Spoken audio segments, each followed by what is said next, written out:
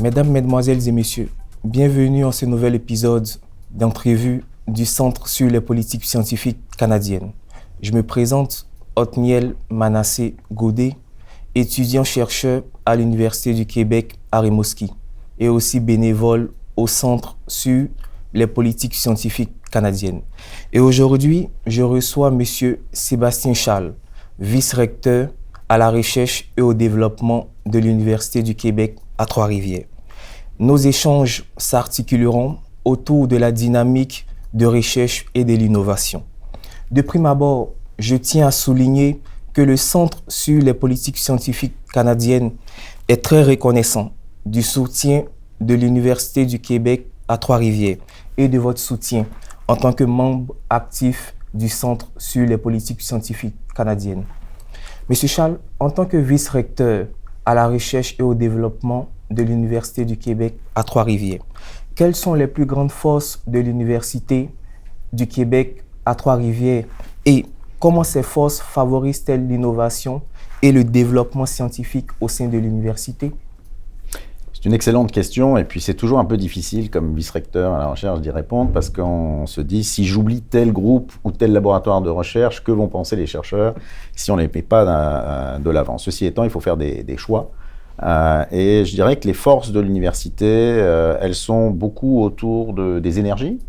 Donc on travaille dans le domaine de l'hydrogène, on travaille dans le domaine de la biomasse, tout ce qui est environnement, écoproduits, écomatériaux, grande force aussi à l'UQTR, puis ça peut s'expliquer par le fait qu'on est en région, et donc une région au sein de laquelle, vous le savez, il y a peut-être il y a le lac Saint-Pierre, donc on travaille sur les questions des bassins versants, ce genre de choses.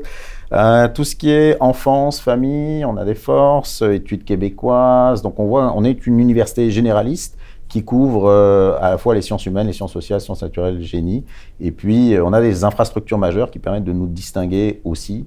Donc, je pense, on a un navire de recherche sur les eaux douces qui s'appelle le LAMP-SILIS, on a un institut de recherche sur l'hydrogène où on a des bâtiments qui sont faits pour pouvoir tester l'hydrogène, et notamment, par exemple, des explosions dues à l'hydrogène, donc tout ce qui est santé, sécurité par rapport à l'hydrogène. Donc, tout ça nous permet d'avoir un écosystème de la recherche assez dynamique qui favorise, comme vous le demandiez au départ, l'innovation parce qu'on est très axé sur de la recherche partenariale. On travaille beaucoup, à peu près entre un tiers et la moitié de notre financement vient de la recherche partenariale. Oui, avec l'industrie, mais aussi avec les organismes communautaires. Je parlais de nos forces autour de tout ce qui est enfance, famille. On travaille donc avec pas mal d'organismes à ce niveau-là. Et à votre avis, quels sont les avantages les plus significatifs pour l'Université du Québec à Trois-Rivières d'être située en région et sur plusieurs campus? Alors, vous venez de l'UQAR, vous savez qu'être en région, ce n'est pas toujours facile parce qu'il y a un tissu industriel qui est peut-être moins important que dans des grands centres urbains. Ceci étant, pour moi, à l'Université du Québec à Trois-Rivières, être en région, c'est une force. C'est une force parce qu'on connaît bien son milieu, que ce soit au niveau donc, de la direction de l'université, on est très impliqué à l'intérieur des conseils d'administration, que ce soit au niveau de l'hôpital, que ce soit au niveau du bras économique de la ville. Donc on sait ce qui se passe et on peut accompagner davantage peut-être que des universités qui sont dans des grands centres urbains. Donc c'est pour moi une force que d'être en région. Et puis d'être sur plusieurs campus, ça nous permet aussi de répondre à des besoins qui ne sont pas nécessairement les mêmes d'une région à l'autre. Les régions, ça varie dans leur développement socio-économique. Donc par exemple, pour ce qui concerne notre campus de Drummondville, on travaille beaucoup avec le secteur manufacturier et c'est pour ça qu'on a implanté, à la demande d'ailleurs des industriels, un centre de recherche national sur le manufacturier intelligent. Donc on tient vraiment en compte des besoins des régions quand on s'implante au sein de ces dernières. Et aussi, quelles sont les stratégies que l'Université du Québec à Trois-Rivières met en place afin de favoriser notamment l'innovation via ses infrastructures de recherche majeures? C'est le bon mot, infrastructure de recherche majeure, c'est ça ce qui nous permet de favoriser l'innovation. Donc le fait de bénéficier, je parlais tout à l'heure du LAMP-SILIS, donc ce navire de recherche qui peut aller des Grands Lacs jusqu'un peu au-dessus de Québec, il travaille vraiment sur les eaux douces, ça nous permet de travailler avec les organismes et donc de faire progresser le savoir, la recherche et l'innovation dans ces domaines-là. Même chose donc avec notre centre national sur le manufacturier intelligent, donc on aide les entreprises à faire leur virage numérique, donc là on est vraiment dans le domaine de l'innovation, ça leur permet d'aller beaucoup plus loin Même chose avec notre institut de recherche sur l'hydrogène, notre institut sur les écoproduits, écomatériaux. On accompagne l'industrie pour aller plus loin et puis on les amène aussi à voir parfois les choses autrement. Donc on peut commencer à faire un premier, je pense à la question du numérique, un premier travail avec l'entreprise qui souhaite développer telle ou telle nouvelle technologie. Puis en cours d'analyse, elle se rend compte par le travail de nos chercheurs qu'elle peut aller beaucoup plus loin, davantage, pousser son innovation. On est là pour la soutenir dans cette direction-là. Et selon vous, comment la recherche universitaire contribue-t-elle au développement économique et social du Québec et du Canada?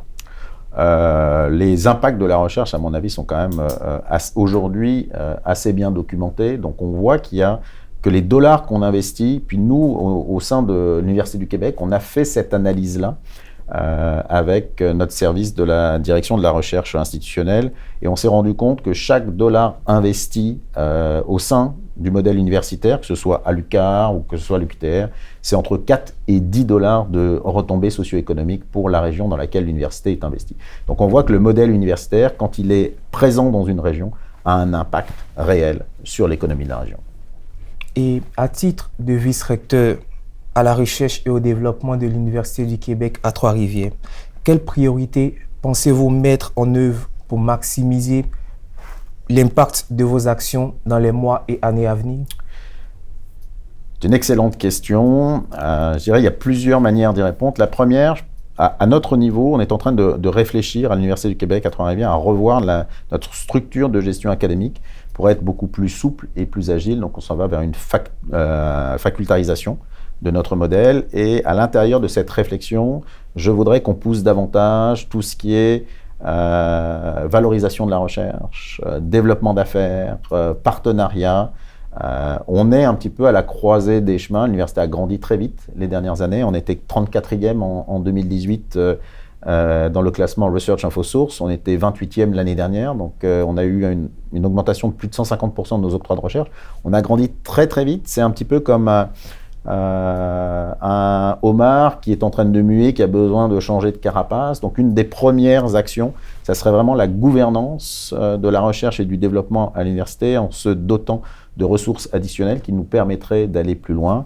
Et puis je pense qu'on a mis en place dans les dernières années toute une série d'initiatives pour, mieux accueillir les jeunes chercheurs dès leur arrivée chez nous, notamment en mettant en place des programmes de chaires d'excellence. Donc c'est des programmes de chaires émergence. Donc on accueille mieux les jeunes chercheurs, on les amène plus loin, on leur permet de se préparer à aller obtenir des chaires de recherche du Canada. Donc il y a toute une transformation de l'université qui est en cours pour saisir davantage les opportunités qui nous sont offertes.